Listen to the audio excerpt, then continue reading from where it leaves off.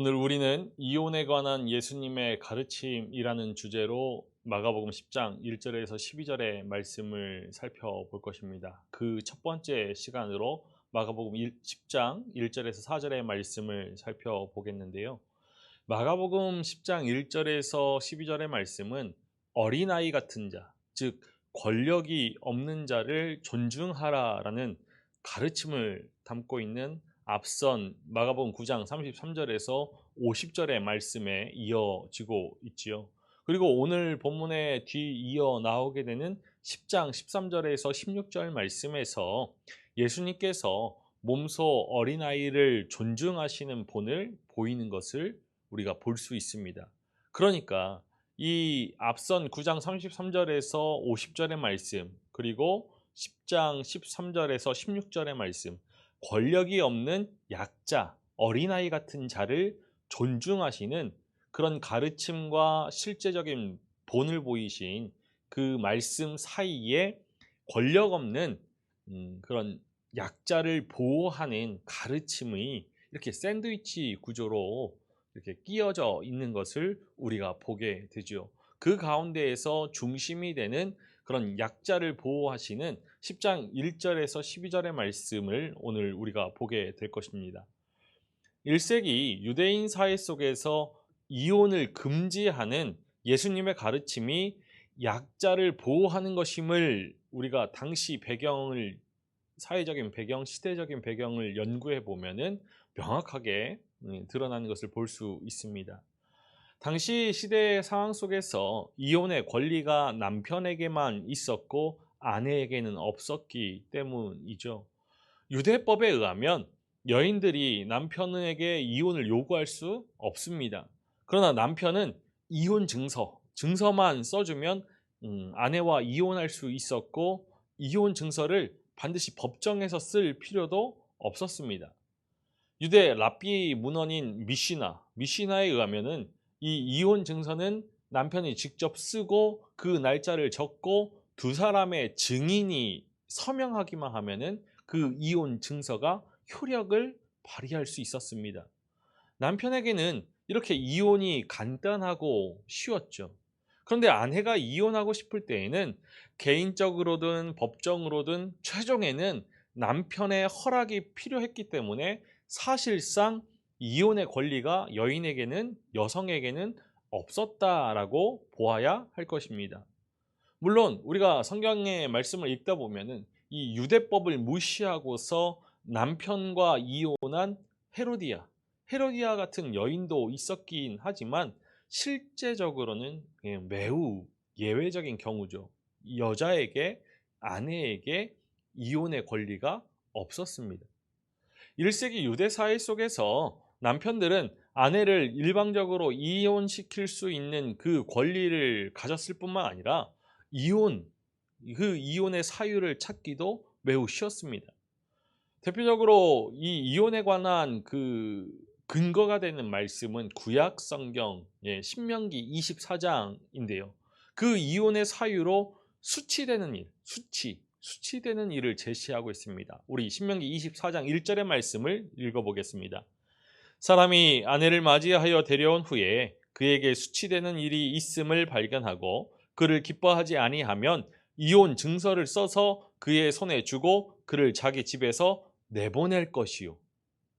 당시 이스라엘은 아내를 맞아 들인 후에 수치를 발견하게 되면은 이혼하고 내쫓을 수 있는 폐악한 법이 있었습니다. 그런데 이 수치의 기준이 참으로 애매한 것이죠. 유명한 율법학자 샴마이와 힐렐이라는 두 사람이 있습니다. 이 두 사람을 쫓아서 샴마이 학파, 힐렐 학파가 생겨났죠. 그런데 샴마이 학파는 다분히 보수적입니다. 이 보수적인 근본주의자들은 이 이것을 곧 행실이 나쁨, 성적인 부정, 곧 음행, 간음이라고 해석했습니다. 그래서 아내가 음행하지 않는 이상 이혼할 수 없다라고 하였죠. 그런데 이보다 조금 더 자유로운 힐렐 학파는 굉장히 이 수치라는 기준을 굉장히 포괄적으로 적용했습니다.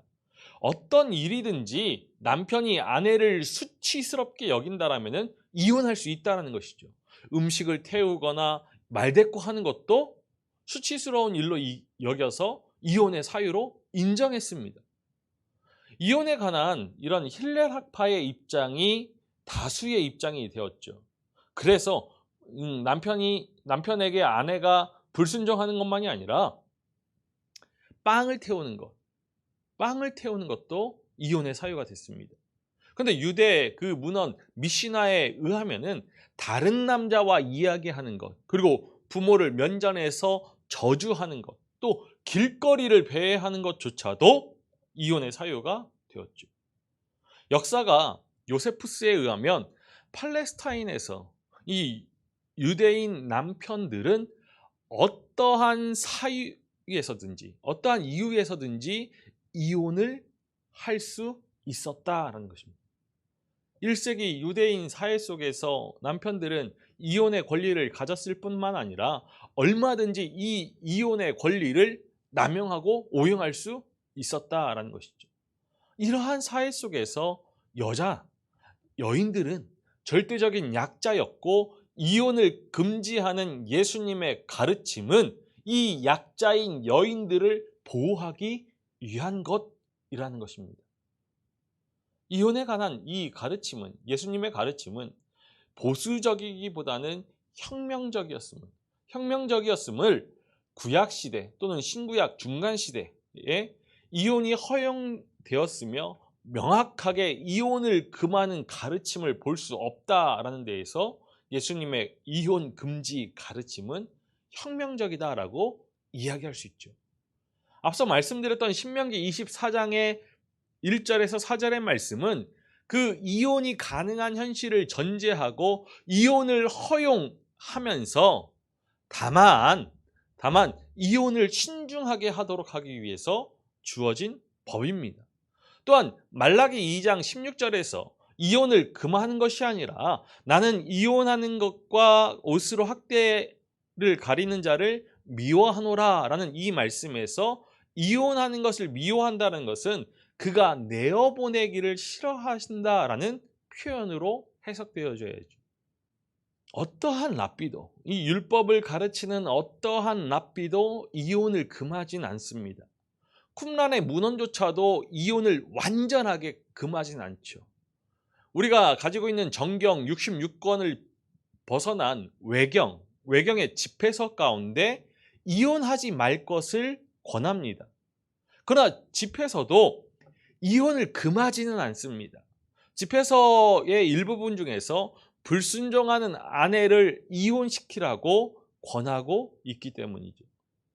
그러니까 이혼을 금지하는 예수님의 가르침은 약자를 보호하는 가르침일 뿐만 아니라 이 전통을 뒤집는 전복적인 혁명적인 가르침이었습니다. 예수님의 가르침 속에서 이혼을 금지하는 것, 이것은 강자의 권리를 보호하기 위한 전통의 윤리를 강조하기 위한 것이 아니죠. 이 예수님의 이혼 금지 가르침은 약자의 권리를 보호하고 강자의 권리를 제한시키는 새롭고 혁명적인 가르침이었습니다. 그러니까 우리가 볼 단락, 이 10장 1절에서 12절의 말씀, 오늘은 그 처음 1절에서 4절의 말씀을 보겠지만요. 이 단락은 종교 지도자들인 바리새인들과 벌인 이혼 논쟁을 중심으로 하죠. 얼핏 보면은 이러한 주제는 앞서 8장 27절부터 계속되어져 있던 제자들을 가르치는 그 참 제자의 길에 대해서, 참 제자가 되는 그 길에 대한 그 교육, 이런 모티브에서 벗어난 것처럼 보이지만 이 단락의 결론부가 되는 10절에서 12절의 말씀은 이 논쟁의 궁극적인 관심이 제자, 교육에 있었다는 것을 보여주고 있습니다.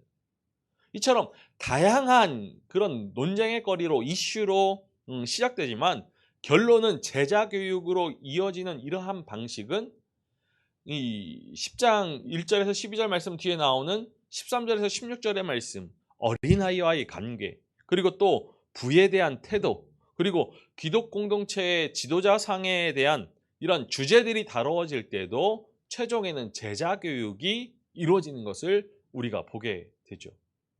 우리가 보게 될 다음 주까지 보게 될 10장 1절에서 12절의 말씀은 첫 번째로 배경이 되는 1절의 말씀, 그리고 바리새인들이 질문하고 예수님이 역으로 질문하는 말씀, 그리고 바리새인의 응답으로 이루어지고, 또 다음 주에 보게 될 그 말씀은 예수님께서 이에 대해서 응답하시고 제자들을 교육하시는 그런 말씀으로 구성되어져 있는 것을 우리가 보게 됩니다.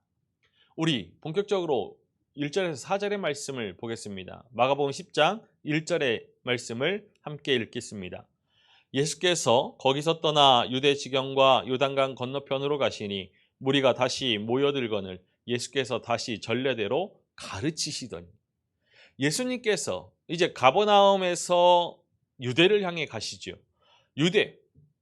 이 유대는 당시 이스라엘의 정치, 경제, 문화, 그리고 종교, 이것들의 중심지로서 예수님께서 유대를 방문하시는 것은 세례 요한에게로부터 세례를 받으시기 위하여서 유대를 방문한 이후에 처음입니다. 근데 유대의 방문 목적은 뒤에 나오는 14장 1절에서 암시하듯이 유월절을 지키기 위해서였을 것입니다. 오늘 말씀은 예수님께서 유대 지역과 요단강 건너편으로 가셨다라고 말씀하죠. 요단강 건너편은 전통적으로 이 요단강 동쪽 지역을 일컫는 용어로 쓰이고 있는데, 오늘 말씀에서도 이 예루살렘을 중심으로 하는 이 유대를 중거점으로 삼아서 건너편 동쪽을 가리키고자 사용하고 있죠. 유대 지역과 요단강 건너편은 예수님께서 먼저 유대 지역에 오셨다가 후에 다시 요단강 건너편으로 가셨음을 말하는 표현이 아닙니다. 현재로서 이 요단강 동쪽을 최종의 목적지로 택해야 할 별다른 이유를 우리가 발견할 수가 없죠. 오히려 이 말씀의 흐름상, 이 마가복음의 흐름상 이 유대가 최종 목적지이고 요단강 건너편은 경유하는 지역으로 우리가 보아야 할 것입니다. 최종의 목적지 유대가 먼저 언급되고 경유지 요단강 건너편이 나오는 이러한 예는 11장 1절에서도 나오고 있죠. 그러니까 유대와 예루살렘에 가는 길에 이 경유지로 요단강 건너편을 택했다라는 오늘 1절의 말씀은 예수님께서 취하신 이 여행 경로가 갈릴리에서 곧바로 남쪽인 이 유대 예루살렘으로 내려오셨다라는 것보다는 먼저 요단 동쪽 지역길을 택해서 내려오신 후에 마지막으로 유대 예루살렘에 있는 이렇게 서쪽 방향으로 이동하실 계획이었다라는 것을 보여주죠. 이러한 여행의 경로는 갈릴리와 유대 지역 사이에 있는 이 사마리아를 피하기 위한 시도였다라고 보는 학자들이 있죠. 그렇게 말씀이 많이 선포되어졌습니다. 그런데 예수님께서 앞서 두로와 시돈 같은 이방 지역을 거리낌 없이 방문하였다라는 것을 우리가 기억한다라면은 이러한 해석은 설득력을 가질 수가 없습니다. 앞서 갈릴리 사역을 하실 때에도 요단강 동편에서도 사람들이 모였다라는 것을 고려한다라면은 이 요단강 동편, 요단강 건너편에 있는 무리들을 만나기 위한 조치로 우리가 이해할 수 있습니다.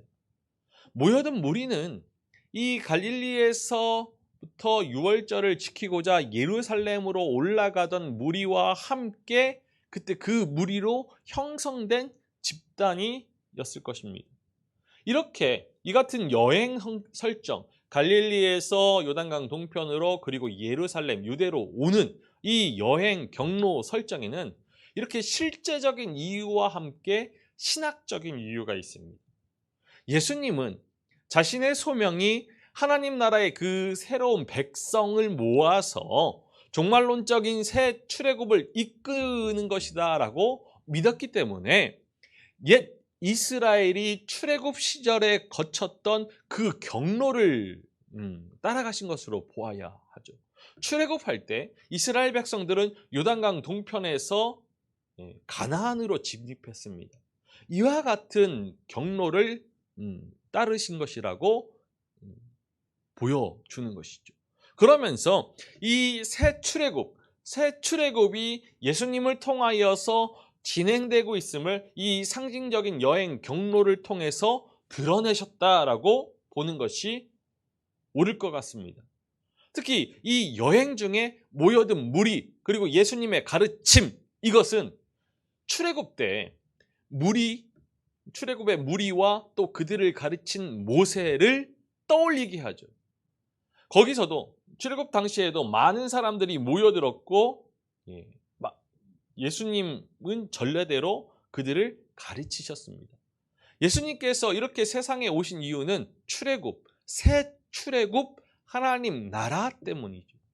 이 일을 완성하기 위하여서 지금 예루살렘으로 가시는 중입니다. 우리 마가복음 10장 2절의 말씀을 읽어 보겠습니다. 바리새인들이 예수께 나와 그를 시험하여 묻되 사람이 아내를 버리는 것이 옳으니까. 바리새인들이 이혼의 합법성을 그 여부를 묻습니다. 사람이 아내를 버리는 것이 옳으니까. 그런데 여기서 사람은 남편으로 봐야 됩니다. 남편이 아내를 버리는 것이 합법적입니까? 라고 묻는 것이죠. 이혼의 주체가 사람, 남편으로 이렇게 표현되어진 것은 예수님 당시 유대 사이에서 이혼의 권리가 남자에게만 주어진 것이기 때문이죠. 그러니까 이제 바리새인들이 질문하는 의도가 무엇일까를 생각해 보아야 합니다. 당시 유대 사회의 그 이혼 논쟁은 대부분 이혼이 합법적인 것인가라는 합법성의 여부에 대한 것보다는 이 남편이 어떠한 근거로 이혼을 행사할 수 있는지에 대해만 집중하고 있습니다. 이것은 뒤이어서 바리새인들이 인용하는 것처럼 모세법 가운데 이혼 자체를 주제로 삼는 유일한 본문인 이 신명기 24장 1절에서 4절의 말씀, 이 이혼에 관해서 관용적이었다는 것이죠. 이 상황에서 바리새인들이 이혼 가능 여부의 문제를 두고서 학문적인 토론을 제안하려고 했다라고 보기에는 어렵죠. 이혼에 관한 질문은 바리새인들의 악한 의도를 담고 있습니다. 마가복음이 전하여주고 있는 것처럼 그들의 질문은 다른 뜻을 가지고 있죠. 그를 시험하여 묻되 예수님을 시험하려고 물었습니다. 남편이 아내를 이혼시킬 수 있는가에 관한 질문, 이것은 예수님을 시험하기 위함이죠. 사람이 아내를 버리는 것이 옳으니까. 시험하다. 헬라어로는 페이라조라고 하는데 점검이라는 사전적인 의미를 가지고 있어서 그 자체로는 부정적이거나 긍정적이지 않습니다. 그러나 이 질문, 시험하는 주체인 바리새인들, 이 바리새인들이 지금까지 예수님의 적대자로 반복적으로 등장했다는 것을 고려한다면 이 바리새인들의 시험의 의도는 결코 부정적이지도 긍정적이지도 않는 그런 중립적인 모습이 아니라 부정적인 것이죠.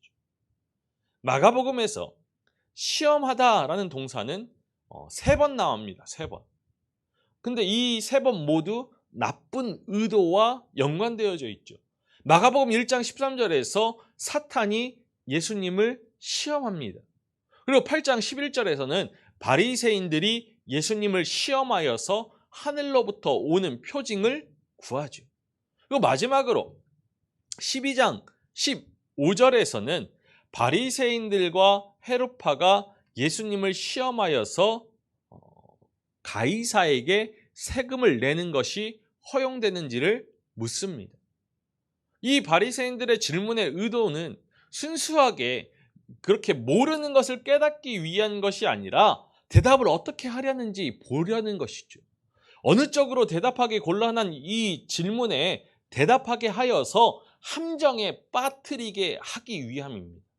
예수님께 이 로마에게 내는 이 세금에 대한 답변을 반대하는 답을 듣는다라면은 예수님을 가이사에게 고소하고, 아니면 세금을 찬성한다라고 한다라면은 로마에 일조하는, 동조하는 그런 친로마파로 몰아가지고 백성들의 그런 분노를 사게 하는 것이죠. 백성들에게서 인기를 떨어뜨리게 하려는 것입니다.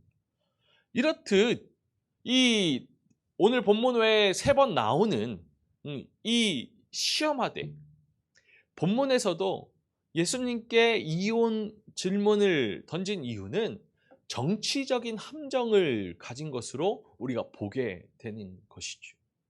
바리새인들이 시험하려는 것은 무엇이었을까요? 우리가 이 본문의 말씀을 통해서 추론 가능한 것은 2가지 의도가 있습니다.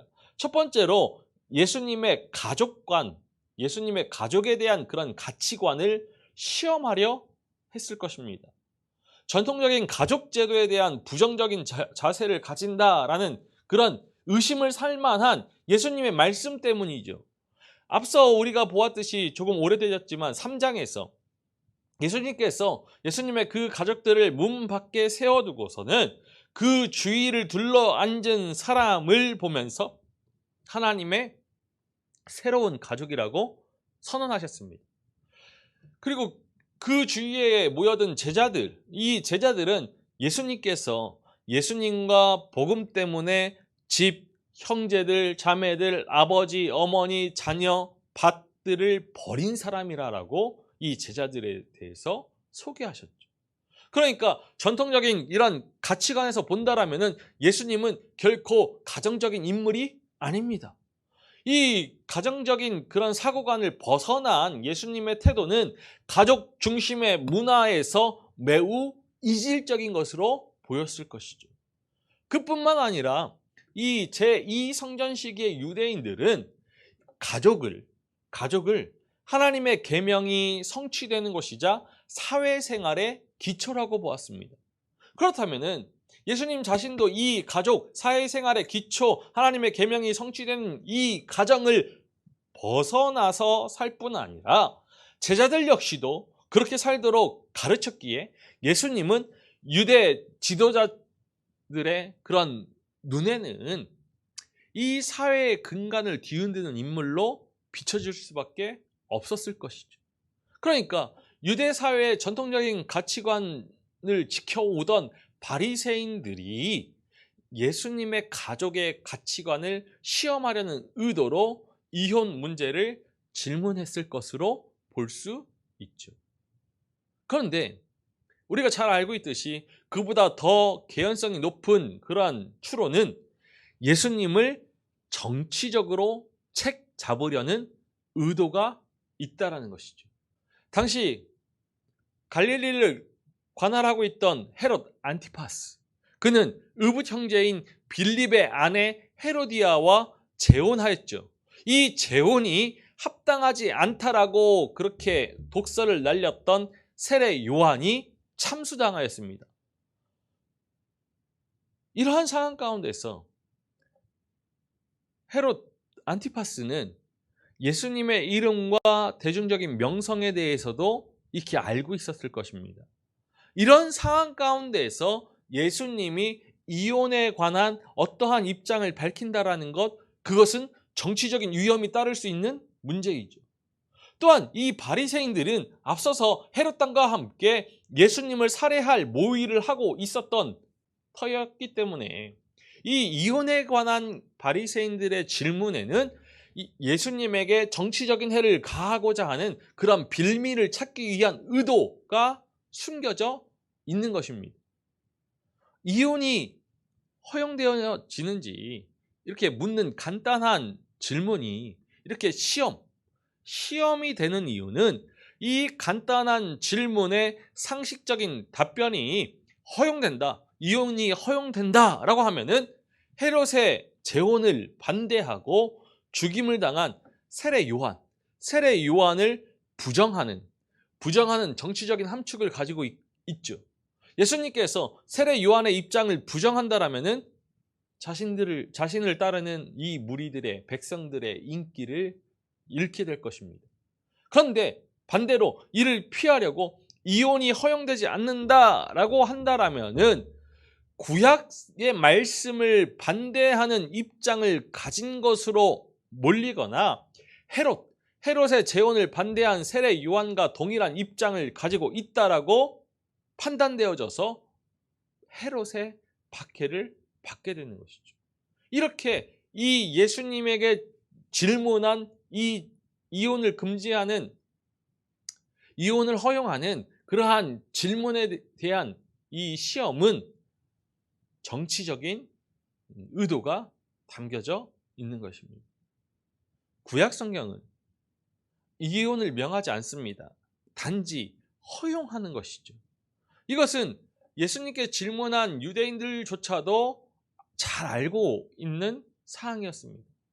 이 질문을 들은 예수님은 이혼의 가부를 말씀하시기보다는 이것에 대해서, 이 문제에 대해서 모세의 입장이 무엇인지 역으로 질문하시죠. 우리 3절의 말씀을 읽어보겠습니다. 대답하여 이르시되 모세가 어떻게 너희에게 명하였느냐? 하나님께서 무엇이라 명하셨느냐? 하나님의 말씀이라고 이야기하기보다는 모세가 무엇이라고 너희에게 명하였느냐? 모세라고 말씀하신 이유는 모세의 입장과 다른 하나님의 입장을 대조하기 위함이 아닙니다. 모든 유대인들은 이 모세오경, 토라가, 율법이 하나님의 말씀인 것을 믿었고, 특히 우리가 앞서 보았던 7장에서도 예수님이 모세의 기록과 하나님의 말씀을 상호 교차적으로 사용하시기 때문에 그런 의도는 우리가 찾아보면 안 되죠. 예수님의 논지는 다른 데 있습니다. 우리 4절의 말씀을 읽어보겠습니다. 이르되 모세는 이혼 증서를 써주어 버리기를 허락하였나이다. 바리새인들은 앞서도 말씀드렸던 신명기 24장의 말씀을 근거로 하여서 이혼 증서를 써준 후에는 이혼이 허락될 수 있다라는 입장을 밝히죠. 바리새인들은 당시 통상 받아들여졌던 그런 남편들의 이혼 권리 주장의 근거로 신명기 본문을 인용하고 있습니다.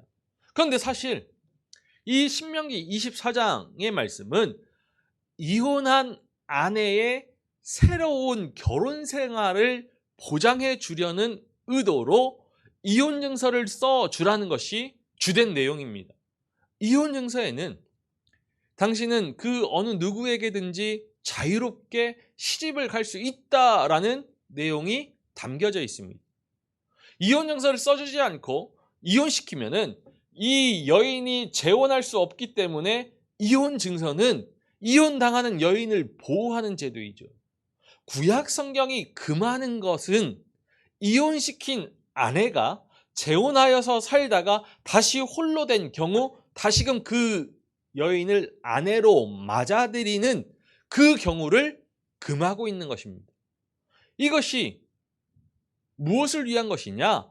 이혼을 신중하게 결정하도록 하기 위한 장치인 것이죠. 구약의 말씀은 이혼을 허용하지만 이 여인을, 절대적인 사회의 약자로 취급받았던 여인을 보호하는 장치를 담고 있습니다. 모세는 당시 사회상을 고려하여서 이혼을 허용했습니다. 그렇게 이혼을 허용하는 모세의 법이 제정되기 전까지 수많은 여성들이 말도 안 되는 이유로 버려졌죠. 그럼 버림받은 여자들이 가는 곳이 어디이겠습니까? 매춘굴로 들어갈 수밖에 없었죠. 그래서 이것을 방지하고자 이혼 증서를 써주도록 한 것입니다. 그런데 이 당시 이스라엘 남자들 중에 이 법을 악용하는 사람들도 많았습니다. 의도적으로 이혼 증서를 나뭇잎에 써주는 것이죠. 이 나뭇잎, 이 이혼 증서가 마르고 부서지면은 이 증서 자체가 없어지게 되고, 그럼 다시 다른 남자의 아내가 될 수 없다라는 것을 노린 패악한 행동이었습니다. 바리새인들은 이 남성 중심으로 이혼의 문제를 바라보고 있는데 이 점은 처음부터 남자의 입장에서 이혼 가능 여부를 물은 것, 남편이 아내를 버리는 것이 합법적입니까? 라고 물은 그 물음, 그리고 신명기 본문의 말씀을 인용하면서 여자의 입장을 말해주는 그 내용을 모두 생략한 채 모세는 이혼 증서를 써주고 보내는 것을 허락했다라고 말하는 것을 통해서 우리가 확인할 수 있죠. 물론 앞서 지적한 것처럼 바리새인들이 조건부 이혼이 허용된다라는 그 본문을 인용하면서 답한 것은 단순히 성경적인 입장을 객관적으로 소개하려는 의도는 아닐 것입니다. 왜냐? 그들에게는 예수님을 시험하려는 의도를 가지고 있었기 때문이죠. 세례 요한을 뒤따르는 자로서 예수님 역시 이혼에 대한 그런 강경한 입장, 세례 요한과 같은 입장을 견지했을 것이다 라고 판단했기 때문에 바리새인들이 먼저 예수님과 반대되는 입장을 취한 것으로 볼 수 있죠. 이렇게 오늘 우리는 첫 번째 시간으로 이혼에 관한 예수님의 가르침을 살펴보았습니다. 바리새인들의 답변에 대한 예수님의 가르침은 우리가 다음 시간에 보게 될 것입니다.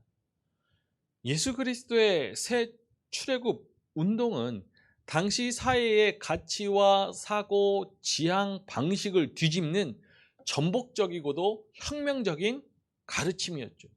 그렇기에 세상의 사고에 빠져 있는 바리새인들과도 같은 사람들은 이 새 출애굽의 메시지를 받아들일 수 없었습니다.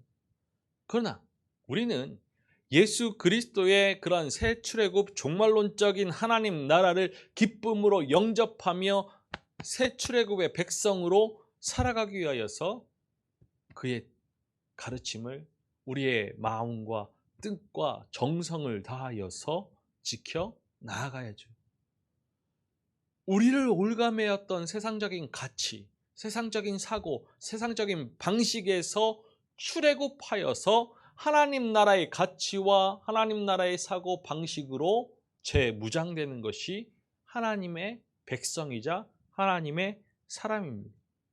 새 출애굽의 가르침은 당시 사회에서 혁명적이었을지 몰라도 그 근원이 약자보호, 사랑이었음을 우리는 알고 있습니다. 우리를 사랑하셔서 새 출애굽의 종말론적인 하나님 나라를 이루기 위해 이 땅에 오신 예수 그리스도이심을 우리는 기억해야죠. 그래서 이 새 출애굽의 가치로 절대적으로 약자인 그들을 보호하고 사랑할 수 있는 그런 제자의 삶을 우리가 살아가야 하는 것입니다.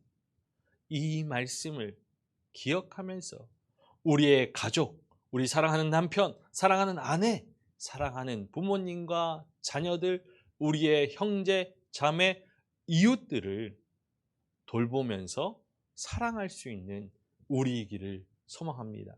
특별히 가정의 달, 이 5월 우리에게 주신 가정, 하나님 나라, 하나님의 계명이 성취되고 하나님 나라의 그런 생활의 기초가 되는 이 가정 가운데서 서로를 돌보고 섬기며 사랑할 수 있는 우리이기를 간절히 소망합니다. 우리가 따르는 그 새 출애굽의 정신이 우리의 삶에, 우리의 가정에 하나님 나라를 이루는 그러한 시초가 될 줄로 믿습니다. 우리의 삶에서 새 출애굽의 정신으로 하나님의 나라를 읽어갈 수 있는 우리 모두이기를 주님의 이름으로 간절히 축원합니다. 기도하시겠습니다. 살아계셔서 찬양받으시기 합당하신 아버지 하나님, 우리를 위해 이 땅에 오신 우리 주 예수 그리스도께서 이 땅에서 펼치신 하나님 나라의 운동, 그 새 출애굽의 정신을 바라봅니다. 사회적으로 소외받고 배척받으며 능대당해 있던 그러한 연약한 사람들을, 권력이 없는 연약한 인생들을 바라보시고 사랑하시며 돌보셨던 예수님이심을 우린 잘 압니다. 예수님의 그 가르침을 받아들이면서 주님, 우리의 삶 속에서 사랑을 실천하고 서로 섬기며 돌보며 나눌 수 있는 믿음의 삶이 되게 하여 주옵소서. 세상적인 가치와 부요와 명예를 쫓아가는 것이 아니라 하나님 나라의 사랑과 화평과 선행을 우리 삶에서 실천할 수 있게 하여 주옵소서. 우리에게 베푸신 그 은혜를 기억하면서 날마다 사랑으로 화평으로 이 땅에 하나님의 나라를 읽어갈 수 있게 인도하여 주옵소서. 감사를 드리며 우리 주 예수 그리스도의 이름으로 기도하옵나이다. 아멘.